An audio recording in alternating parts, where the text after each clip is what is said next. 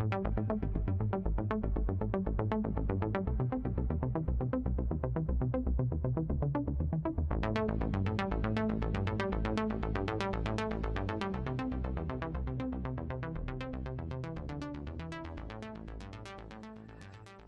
good morning, everyone. Thank you very much for joining us today. Today's webinar is all about RDR and investments. And for the next hour, I'll be exploring with my friend and colleague, Jen Anderson, some of the contents of the FSCA RDR paper published at the end of 2019. We had planned to cover this content as a face-to-face workshop with advisors just as COVID lockdown struck South Africa. Since then, of course, we've been bombarded and absorbed as a nation with COVID reactionary webinars. And we felt that now was about the right time to switch up the focus and talk about something that's really important to advisors, and it affects every single advisor, and that's the FSCA roadmap to RDR. What is it likely to look like? And what are the things that the FSCA are taking into consideration? And how is their thinking changing as they're moving through what might feel to some like quite a protracted process? I'm Georgina Smith, and I look after the Innate Distribution team. And it's great to see so many of our advisors online today. Thank you so much for joining us. We really, really do appreciate it. Today's session is the first of two webinars on RDR and investments. The next one will be on the 7th of July at an earlier time of 9:30, and it will also qualify for ethics CPD, those holy grail CPD points. A quick note on CPD: for those of you who watch today's sessions in full, you will receive a CPD certificate automatically via email. For anyone who didn't join us at the start of today or has to drop off early, or if you're watching the recording or perhaps you're watching via someone else's unique registration link, you will need to complete a questionnaire to receive your ethics CPD points, and this questionnaire will follow shortly after today's webinar via email. There's also a short slide pack available on today's webinar, which we will be sharing after today's session. As always, we're happy to take questions via the Q&A section at the bottom of your screen, and we will look to answer them at the end of today's session. So without further ado, I'd like to introduce you to Jennifer Anderson. Not only is Jen our head of product and communication, she's also my absolute go-to person for all things technical and regulatory. She and I worked together, quite closely together for several years now. And she's been instrumental, not just for Innate and StanLib, but also across the wider Liberty group for interpreting the FSCA thinking, collating views and responses, and of course, feeding back to ACISA with Mickey Gambale, our CEO. Given we're in a digital age, I won't use the analogy of postage stamps, but what I will say is what Jen doesn't know about RDR and investments, you could write on the back of a microchip. So Jen, as I said earlier, in the melee of COVID-19 lockdown, volatile markets, LA drawdown changes, homeschooling, and getting to grips with the importance of not sharing zols, you'd be forgiven for forgetting all about the RDR paper that was published back at the end of 2019. But we're keen to revisit it as there's some really important and interesting things happening in this area. Jen, can you tell us a little bit about the developments in this space when it comes to RDR? Yeah, thanks, George, and morning, everybody. It's lovely to spend some time with you this morning. I think before we get into the latest paper, it's worthwhile taking a step back and looking back at the RDR journey we've been on here in South Africa.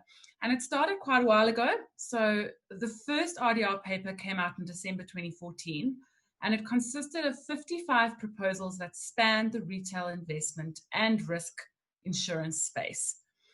And since then, particularly in the investment space, we saw a first discussion paper on investments, and that came out June 2018. And now we've seen the second discussion paper that arrived on our desks 13 December 2019, just to make some lovely holiday reading over a glass of wine, as usual. Absolutely. And when I think back to when I first arrived in South Africa back in 2016, all the talk was about RDR, and the industry was looking towards countries like the UK and how it had been implemented over there. And it had been implemented quite forcefully and quickly. It seems that since then, back in, when we were talking quite forcefully about it back in 2016, 17, since then the rollout has been slow and several of the proposals have been diluted, say. What's your view on that, Jen? I certainly feel when I speak to advisors out there that many of them have the perception that RDR has lost its teeth a little bit. I also think it doesn't hold the fear factor that it did originally. When that first paper came out, I think there was a lot of apprehension about what that would mean for entire businesses and business models. So I definitely think what you're saying is true to an extent. What we have seen, and it's more on the risk side, is that quite a few of the proposals in the original RDR have made their way into law, but more in the insurance space, as I say. On the investment side, I think we can clearly see the FSCA has an appreciation for the fact that the value chain is complex. There are a lot of different business models out there, and there are a lot of moving parts. And I think the fact that we're seeing them come out with these discussion papers rather than just a draft regulation really shows that they want to get under the skin of the industry, understand what goes on, and really consult before they come out with anything that might have unforeseen consequences for us. And we've actually seen quite a lot of self-regulation come in from the financial services industry, certainly much more of a trend towards clean class pricing, all of that transparency thread that we come to know RDR for. So it's almost like the industry has seen what's happened in other markets and has decided to kind of get ahead of the curve, if you like. One of the key pillars of RDR, and it's been a key pillar throughout all the RDR discussion papers, is around advisor categorization. And its terminology and the importance of whether you're an independent financial advisor or a tied financial advisor, and whether or not you can be both anymore. Can you tell us a bit more about the FSCA thinking in this area of advisor categorization, Jen? The original paper, for those who remember, had a 3-tier categorization methodology. So you had tied advisors on the one side, independents on the other, and then this concept of a multi-tied sitting in the middle. And I think the FSCA has listened to the feedback they got off those initial proposals, because we've seen them move away from a 3-tiered methodology, which many thought was too complex and would be quite confusing, to a 2-tiered methodology. So I'm just going to put up a slide now to give you a bit of context. So the 2 categories that are now being proposed are product supplier agent, which is the old sort of tied methodology that we would have been used to before. And on the other side, an RFA, or a registered financial advisor. And just to note that this terminology isn't the final. The FSCA is actually engaging with the industry on what these things should be called. But for now, we'll be using the terms PSA and RFA. Something interesting to note is that you cannot be both. So one FSP with one license cannot be an RFA and a PSA. You're going to need to choose. Wow, okay. So I would imagine that quite a few of the, let's say, IFA networks, probably there's quite a few watching today, would consider themselves as RFA. Are they? And how do you think this would affect them, Jen? I would definitely tend to agree with you. I think a lot of the wealth manager firms would see themselves as RFA and would want to position as RFA. There are a few things to touch on here that I think are important. The first is the concept of independence. So an RFA is not necessarily independent. The FSCA has recognized that there is a gray area between product supplier agents who are employed by a product supplier, and true independence with absolutely no ties to anybody and no conflicts. So, for example, you could have an RFA who has a small stake of their firm owned by a product supplier, but they're still not tied. They're not a product supplier agent. So in that instance, that firm would be an RFA, but they wouldn't be able to term themselves independent. So that's the first thing, is independence is not its own category or classification. and it's not mutually exclusive to the RFA category. The second thing that is important for firms thinking about RFA is that you are going to need to demonstrate that you are behaving like an RFA. We're not quite sure what that means as yet, but the FSCA is definitely saying that you're going to have to look and smell and behave like an RFA in order to meet the criteria for that classification. So that's quite interesting. So what does that mean for a firm that has a house view and they have a drop-down percentage into their own solutions and their own funds? What does it mean for them, Jen? We're not exactly sure as yet. There's definitely been talk around this paper and talk in the industry sessions about whether the criteria would involve a percentage drop-down. So if you went over a certain percent, let's say 35, into your own solutions, then you wouldn't be able to classify yourself as an RFA. You'd have to consider being tied. We're not sure what that will look like. There's nothing concrete in the regulation around that, or the discussion paper, should I say, around that yet. We will say that the FSCA is definitely moving away from a rules-based type of regulation to a principles-based. So if I think about it from that perspective, it may be unlikely that they'll impose such a rules-based criteria here, but the reality is we're not quite sure yet. The other thing in this space that's very, very interesting and quite a big change is that up to now, you could only ever be a tied advisor of a product supplier. Product suppliers mostly being insurance companies, retirement funds, and unit trust mancos or managers. What this latest paper says is that they are strongly considering whether you can have tied advisors of an FSP. And they're specifically looking at it in the category 2 space. So what they're saying is if you are a category 2, if you're an investment manager and you have your own model portfolios that you're doing the investment management on, as an example, or you're the investment manager on a bunch of unit trust funds, they are considering whether be able to, or in some situations would be required to, classify the advisors selling those solutions as tied to you as a Cat 2. So that's a very, very big change. And that's something we'll certainly be watching closely, and I think would be of a lot of interest to a lot of the people listening to this today. Yeah, I think I'd absolutely agree with that. And in fact, in our second of these 2 webinars, we're going to be exploring the role of the Cat 2 even further, aren't we, Jen? So hold those thoughts. We're definitely going to be coming back to the Cat 2. But in this case, you know, the PSA being linked to a Cat 2 is quite an interesting concept that the FSCA is starting to explore. You mentioned it earlier, Jen, you mentioned multi-tied. And in 2018, the FSCA in their paper talked quite a lot about the idea of multi-tied. Can you give us an overview of what multi-tied is? And is it still on the cards, Jen? I think any implementation of multi-tied that we see from this point will probably be quite isolated, if there's any at all. So the concept of multi-tied is that you have one advisor who is tied to a certain product supplier for one set of products and another for a different set. So in a simple example, one product supplier for risk and one for investments.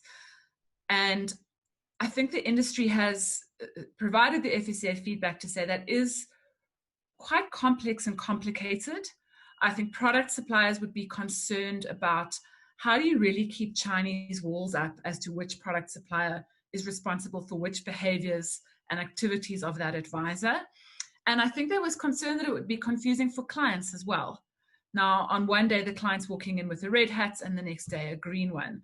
So I think the FSCA has by and large moved away from that proposal of multi-tied. We still saw them asking in these 2019 papers and probing the industry to say, are there any specific business models or needs out there that may necessitate this? But I think unless they get strong evidence that there are, that multi-tied concept will probably fall away. So you can really see a sort of development in their thinking through these consultative papers, which is actually really nice to see. Jen, I'm going to stop sharing the slide now because I want to explore really, does it really matter, what does it really matter whether you're PSA or RFA? Isn't it just what I call myself to the client if I'm an advisor? What does it really mean? So much more than that. It is a really, really important classification. So the main thing around whether you're an RFA or a PSA is what you'll be able to sell and what you'll be able to offer your clients. So RFAs will pretty much be able to access whole of market, provided that they have the phase or the FSP license to do that. PSAs will be much more restricted to only selling products from their home FSP or their home group. Wow. Okay. So that, when you think about it, that has real ramifications throughout the whole financial services landscape, really. And we'll be talking a bit more about some of those later on today. But let's just have a think about if what happens at the moment, if I'm a PSA and I don't have an endowment in my group offering, but at the moment I'm able to go out to the market and find and use a third-party endowment, and that's allowed now. Will that be allowed in the future, Jen? Oh, this is such a hot debate. It's something we've been talking about since the very first iteration of the RDR, and in the papers it's something that's been called gap filling. So it's that concept that if I don't offer a product in my home product supply group, either because I choose not to or because I'm not licensed to, that I could go and access a product from another product supplier to fill that gap where my clients needed a solution like that. And it's still a very hot debate. So in the latest papers, the FSCA is still pretty much saying, bar a few exceptions, that if you are a PSA, you will only be able to sell products and solutions, because remember now the Cat 2 license is getting pulled in here too, from your home group. And the industry is saying that that may not be appropriate, particularly in the investment space, for a few reasons. So firstly, the spectrum of products in the investment world is broad. And it's quite unlikely that other than big financial conglomerates like ourselves, part of the Liberty Group, would have access to all the products and solution types that you may need to fulfill a client need in the investment space. So that's the first concern. The second is, what about holistic financial advice? If the genuine best product for my client is an endowment and I don't have that in my group, what am I supposed to do? Am I supposed to give them a subpar solution because my hands are tied? Am I supposed to lose that client? How does that work? And the third point that often comes up when it comes to this gap filling discussion and investments is diversification. The necessity for it and how important diversification can be for client return, and can you necessarily get that diversification when you are being pigeonholed into your home group's products only? So that's the debate that's still going on. And it gets even more nuanced, doesn't it, Jen? Because the devil is really in the detail here, because I know that the FSCA is also trying to bring in the using wrappers and the protection of wrappers. What's the regulators' stance around wrappers and what they're actually looking to achieve around the wrapper and protection for clients around the wrappers that are available? When we talk about wrappers, I think it's firstly just important to position it. So we're meaning products that a client would buy that are offered by a product supplier, and within those products are other product supplier products or solutions. So for example, a living annuity, a retirement fund, and endowment, those are all product wrappers. And one of the anomalies that we saw in the paper that came out recently is the FSCA is suggesting that if you have a home group product wrapper, so you can access a group living annuity, within that living annuity, you could advise your client into both home group solutions and products and third party. So it's almost quite a free-for-all inside the wrapper. They're then saying if you are advising a client into a non-wrapped product, like a normal discretionary savings account, for example, that in that scenario, you would be restricted to home group solutions within that investment account only. And you can understand the FSCA's thinking in a way. They're saying the product supplier, as you said, George, adds an extra layer of protection there, an extra layer of regulation and due diligence around the third-party solutions that they might offer inside the wrapper. But I think what the industry is saying is it doesn't feel like a very even playing field. And it also feels like it could be a bit of a bumpy ride for a client. So it'll be very difficult for a client who doesn't understand all these wrappers and licenses, etc., to understand why they can buy solution A within their living annuity, but they're not allowed to do that within their investment account. So not sure where that proposal is going to end up. I think that's one we should watch quite closely. Yeah, I can see exactly why the industry has perhaps pushed back against that thinking. I think it would be quite confusing for a client not to be able to invest in certain solutions outside a wrapper. Now, going back to the idea of gap filling, what is the solution, or what's the suggested solution that the FSCA is coming up with around gap filling? We haven't really seen anything up to now. And this paper now, these sets of papers, were really the first look we had as an industry into the FSCA's alternative suggestion. And they've suggested a referral system. So the principle is, if you, for example, cannot access a retirement annuity within your group, you would have a pre-selected FSP, someone else, another business, that you would pass that client over to or refer them for that specific product and solution. I can see a couple of issues with that. The first being, how does that align to holistic financial advice? Clients have long-standing, trusted relationships with their advisors. They want their advisor to manage the whole share of their wallets. They don't necessarily want to have to be passed off to a stranger for a specific need. The other thing that I would worry about if I was an advisor getting into this referral system is, what about poaching? What if I refer my client, my preciously and hard-won client, to another advisor, and the end result is that I lose that client holistically to that advisor I referred to? So I have my reservations about the referral system. It is the first iteration of the suggestion we've really seen. So I think that if it sticks, and we're not sure it will, I'd imagine there's going to be lots of ins and outs that are going to have to be figured out before the final version comes out. Yeah, I can see this will have a few legs to go, and it will definitely become quite a hot potato within the industry for discussion, I should think. And it almost feels a bit like a medical model where you get referred amongst different specialists as a patient, which I find quite interesting. And you mentioned earlier, Jen, about PSAs being tied to a Cat 2. How would this affect them? We're not really sure. If I think about how the proposals are written in the papers and how that would apply, it could leave Cat 2s who end up being forced to have PSAs or be tied to their own solutions in a little bit of a catch-22 position. So if you have a Cat 2, and there are many of them, who, for example, only create model portfolio solutions, that's the investment management they do with their Cat 2 license.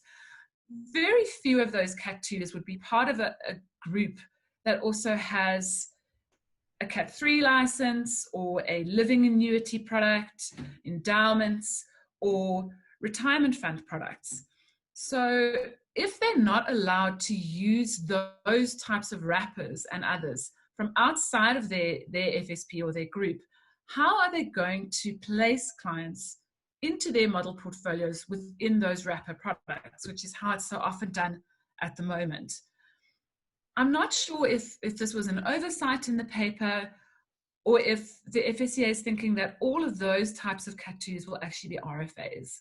And I'm sure that's what the Cat 2s are hoping for themselves. So we're not sure. It's something that definitely has been raised by the industry and will be discussed with the FSCA. And we'll just have to see where it lands.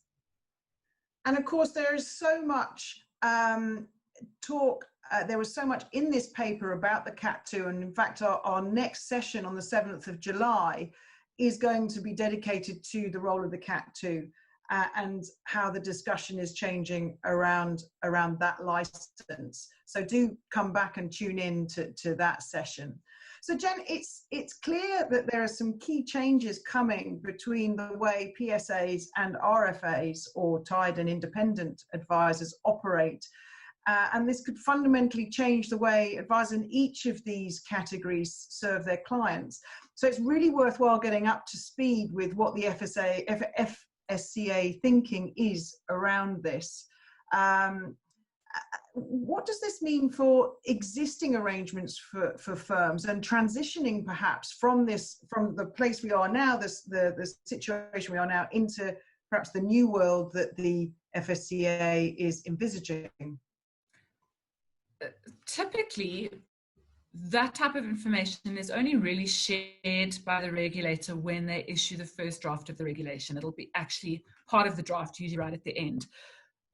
What that means is at the moment, we don't really have a firm view on what the FSCA would do, but I 100% agree with you.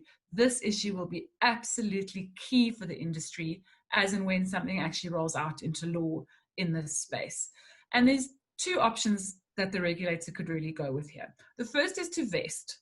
So what vesting would mean is that any client, FSP, advisor that has a current arrangement, access to a current product stack, is invested in current products and solutions, would be allowed to remain there.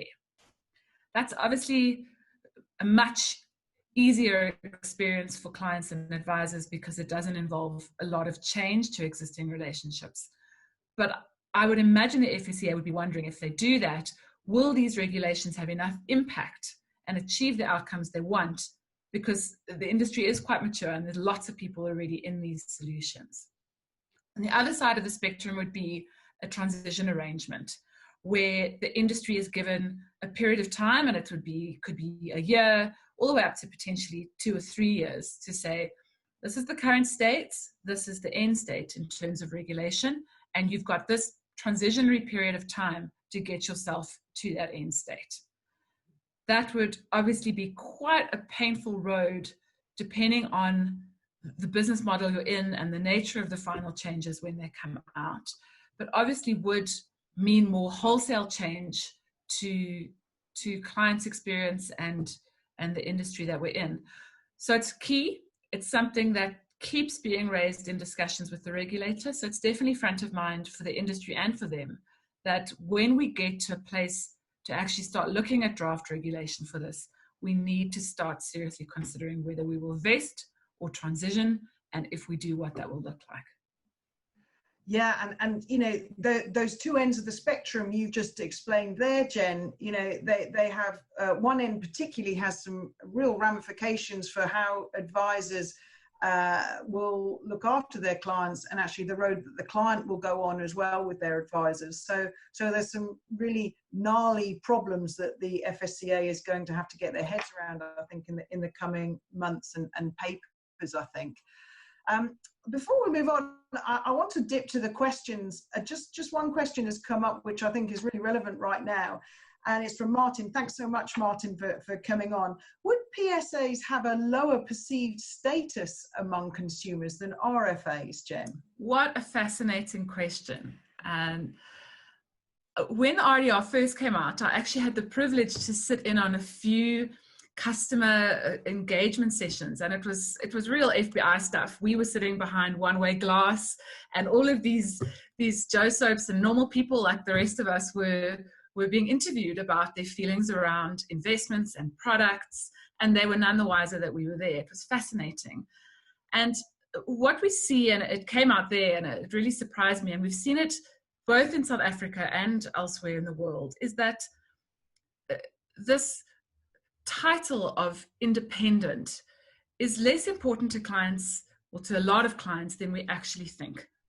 I think we're so hung up that clients really value that perception that we're independent. And what they found is, for a lot of clients, they actually don't understand enough about our world and our industry to know whether that's important or not, or to know how important it is.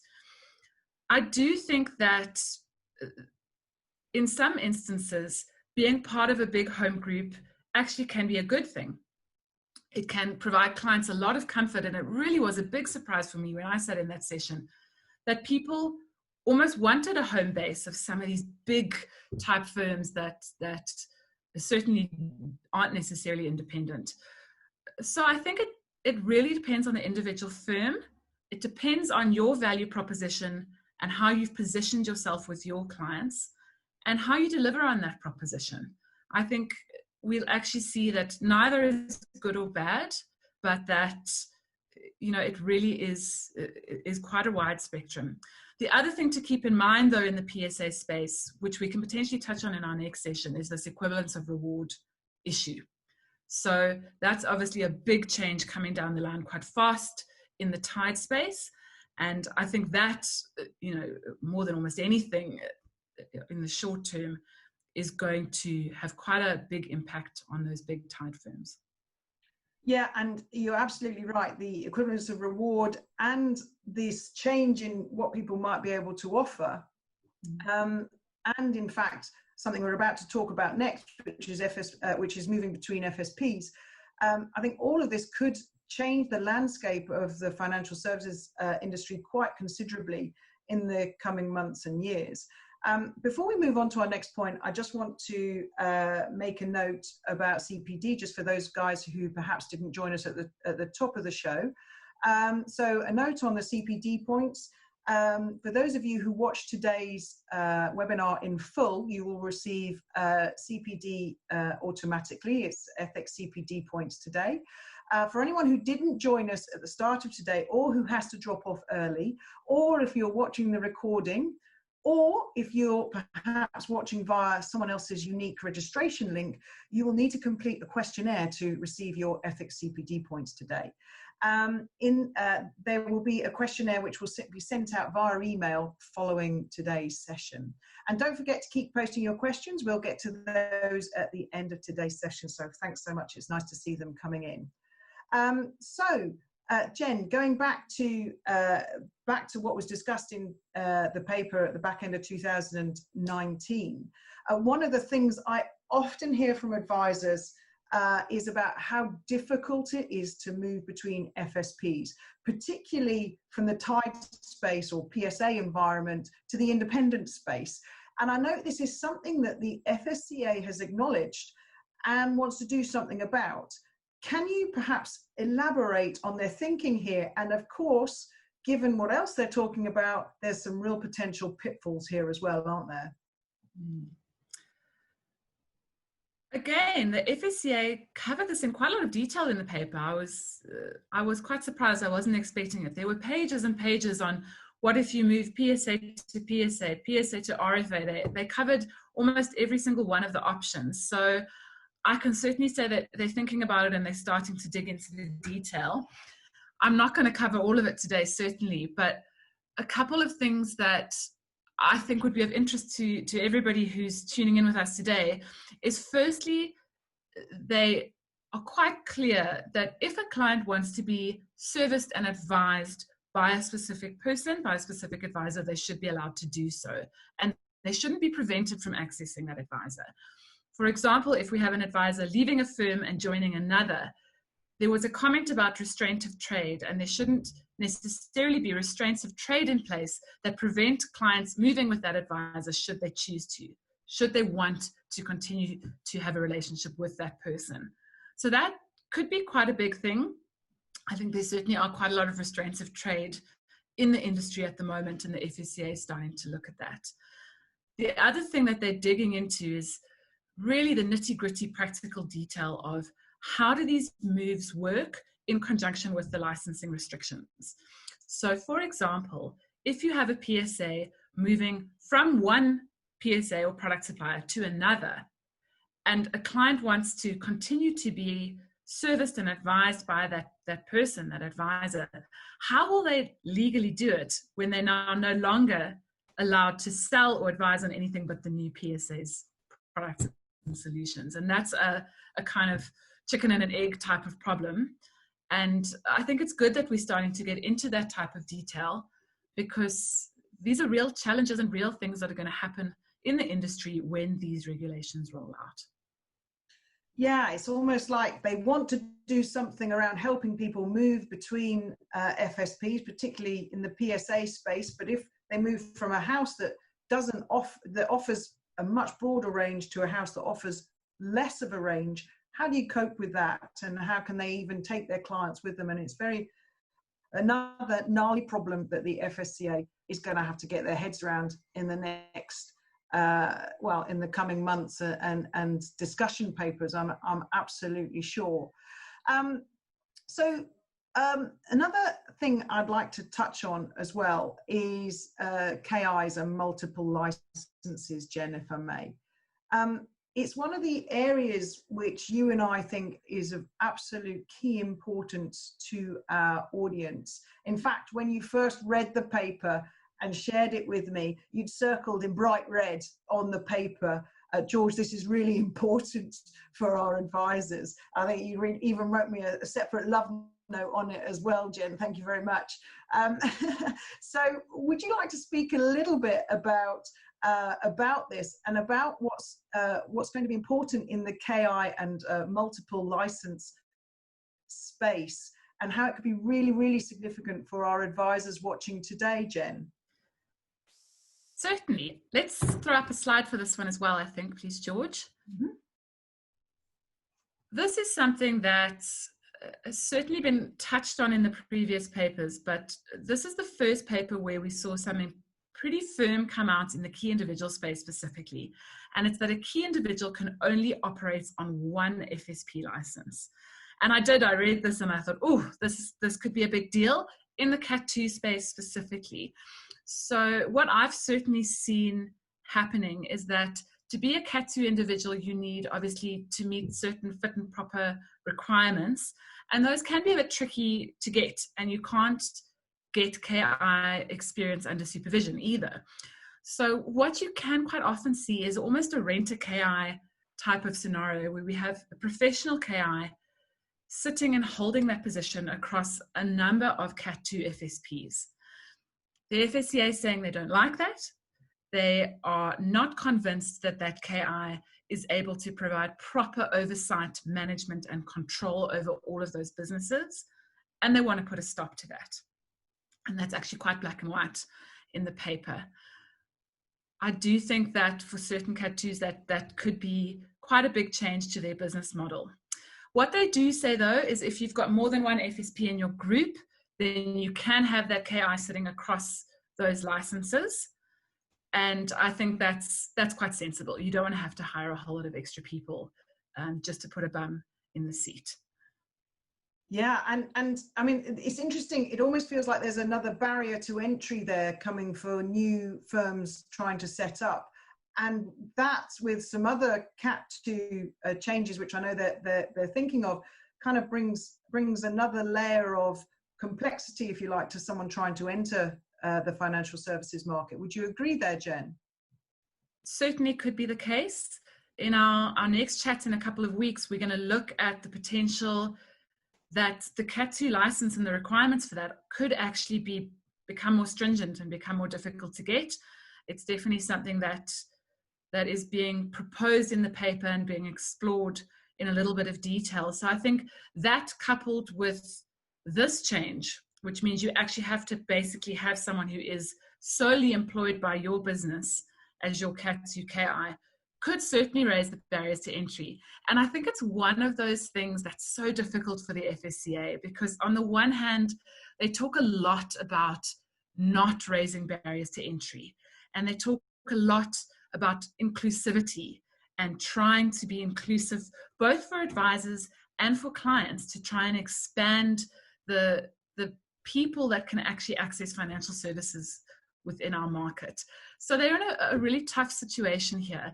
They're looking to professionalize and ensure that there is quality, proper advice and intermediary management provided. But on the other hand, they are looking to be inclusive and to not raise those barriers to entry unnecessarily. So they are in a bit of a tough spot. Yeah, it certainly sounds like it. And so we talked about KIs. What about advisors? Is there something similar for advisors being on multiple licenses as well? So I think everybody can see on our slide, they're proposing something similar for advisors. I think it's probably less of a worry in the pure advisor space as opposed to key individuals. You'll see we've shared a couple of stats at the bottom of the slide. They were actually in the paper around how many advisors are sitting on multiple licenses. And it's clear from that that this is predominantly a business model that exists in more of the big groups and the tied space. And that would be allowed to continue and persist, provided that that one advisor, that person, is only ever an RFA or a PSA. They can't sit across two FSPs and in some instances be tied and in others be independent. That won't be allowed. Yeah, there's certainly some food for thought there. So Jen, we've already covered some significant ground. I'm going to stop sharing the slide if I may there. So what we covered there today, and we've got lots of questions, we're going to move to them in a minute. We've covered advisor categorization, we've covered gap filling, we've covered moving between FSPs, and advisor and KIs on multiple licenses. So let's just take a look at some of the questions that have come in. And in fact, some of you have raised some quite direct comments as well, and all, certainly valid. But I want to just move to Paul. So Paul has, hi Paul, he said, would you say that it's true for CFP accreditation? Research seems to point to the increasing awareness and the difficulties between CFPs and financial advisors. And Robin, hi Robin, he's also mentioned about the CFP qualification in the PSA space, Jen. Is it still going to be relevant? Are they going to have to be qualified at the same level in the different categorizations? The FSCA has actually come out so strongly saying that they recognize the value of financial planning and of that financial planning qualification. So it will be something. I doubt this will change significantly because it really has been in the papers from the beginning and hasn't changed much since. That in order to call yourself a financial planner, you will have to have a financial planning qualification. I stand to be corrected, but I think at the moment in South Africa, that's only through the FPI.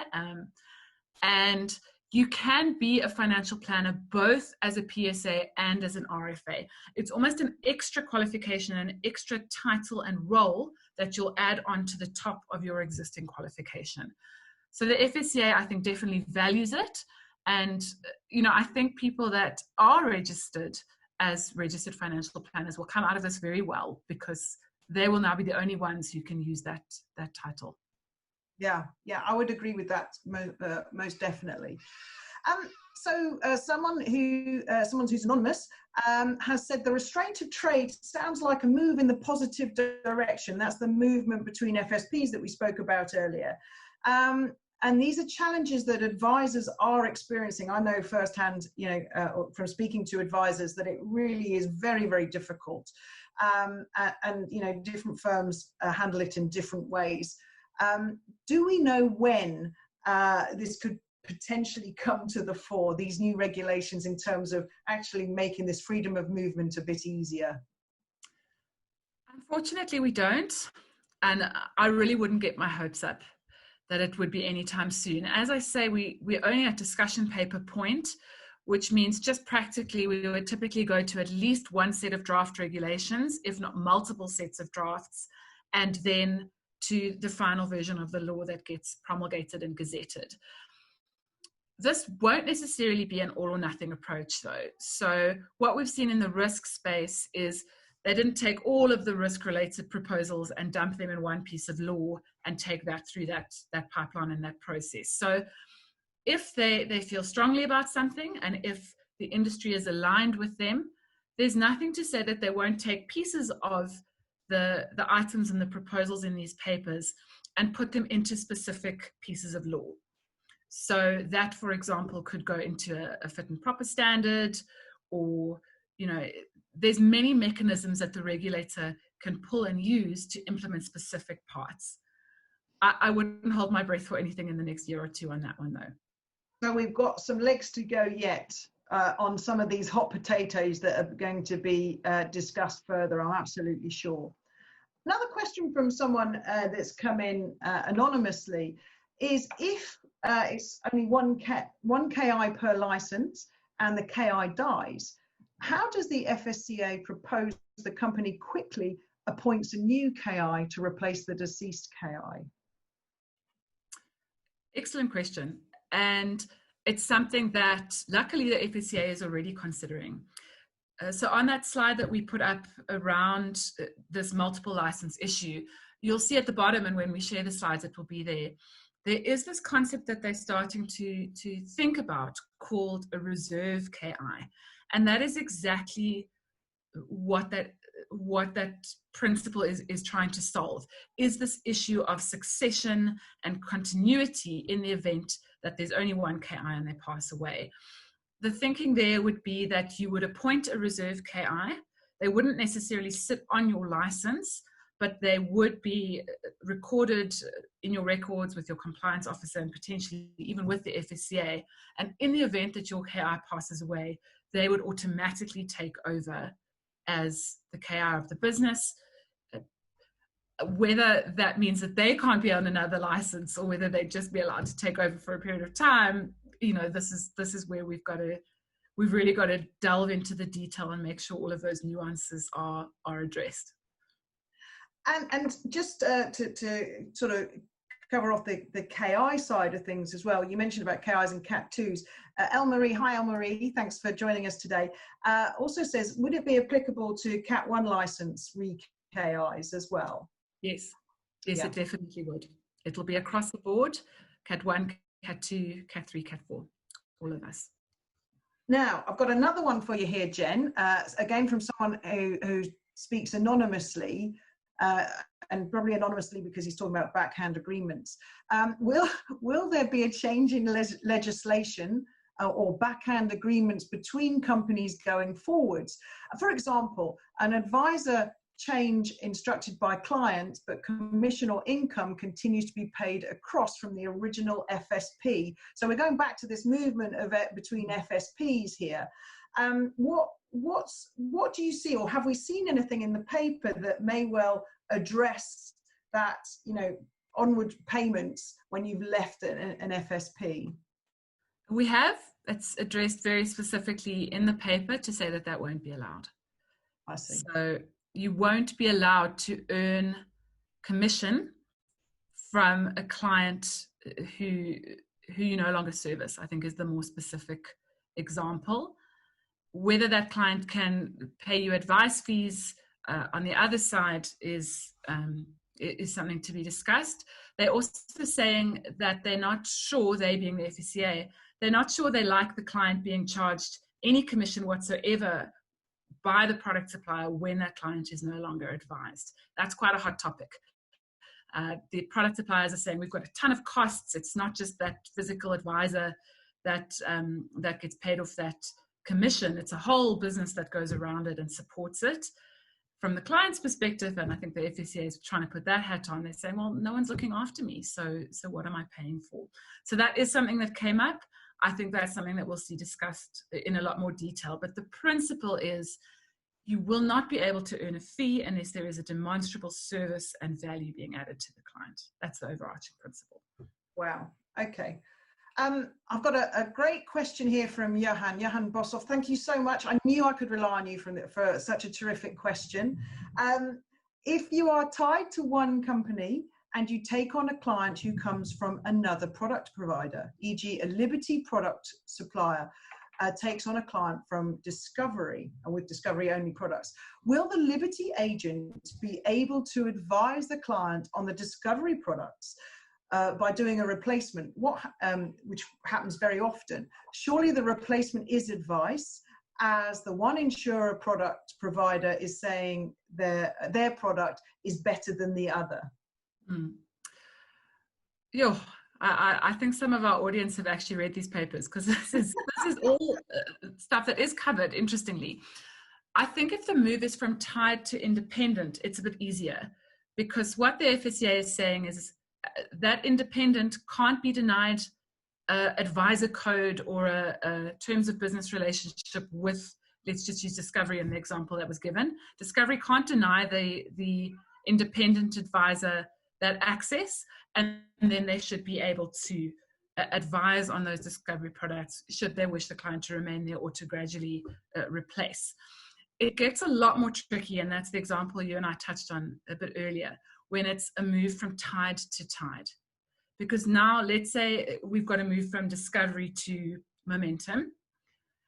The advisor who is now tied at Momentum, by law, is only allowed to give advice on Momentum products. But practically now they want to bring a client across and do a replacement from a Discovery product to a Momentum product. Is that replacement in and of itself not advice?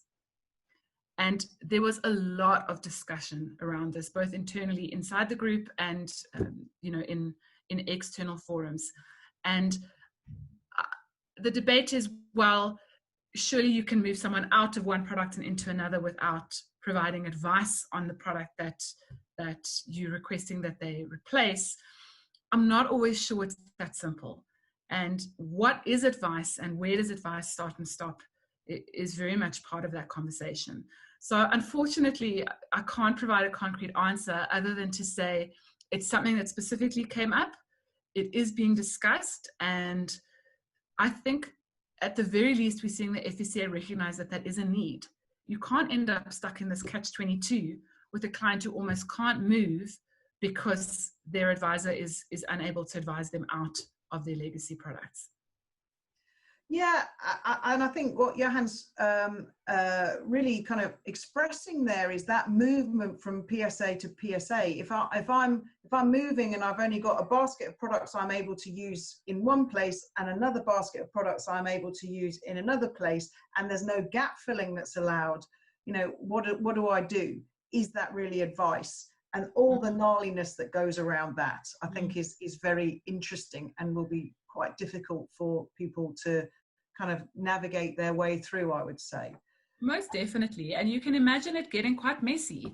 Yeah. And, I always think that these things are much easier to roll out in context of new clients and new firms, new advisors, but it's this legacy, our existing clients, their existing products and solutions, to move people in and out, it's difficult, and there are potentially consequences to that. There could be CGT, there could be exit penalties. This thing is not going to be easy to roll out. That I can tell you for sure. Yeah, I would absolutely agree with you there, Jen. There's certainly a way to go here. So I've got a question here from Sean. Thanks, Sean, for sending this one in. For an FSP Cat 1 using model portfolios exclusively without any financial arrangement in participating in the fee, is it possible that they might be considered a PSA? That's a very good question. So if I apply my mind to that, it's possible. I don't think we know enough yet to say it is or isn't something that would be possible. I suppose one thing I know for sure is you can't have a PSA forced on you. So if I just use us as an example at Innate, if we, for example, have an advisor firm that only uses us, they absolutely adore us, of course, and they're only using us, we won't then de facto become their product supplier with all of those responsibilities and accountabilities that go with it, just by virtue of that exclusivity. We would have to enter into some sort of employment relationship or contract, and that would create this PSA type of relationship. So it won't be something that happens unbeknownst to either FSP or the product supplier or solution provider and the Cat 1. Whether or not that Cat 1 would be able to call themselves an RFA, I think we're not sure yet. It's very difficult because, underneath the model portfolio is a whole host of diversity and a range of solutions.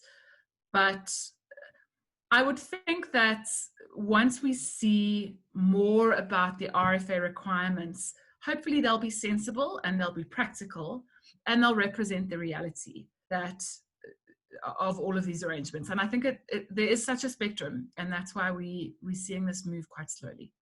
So sorry, I can't provide a more concrete answer on that yet.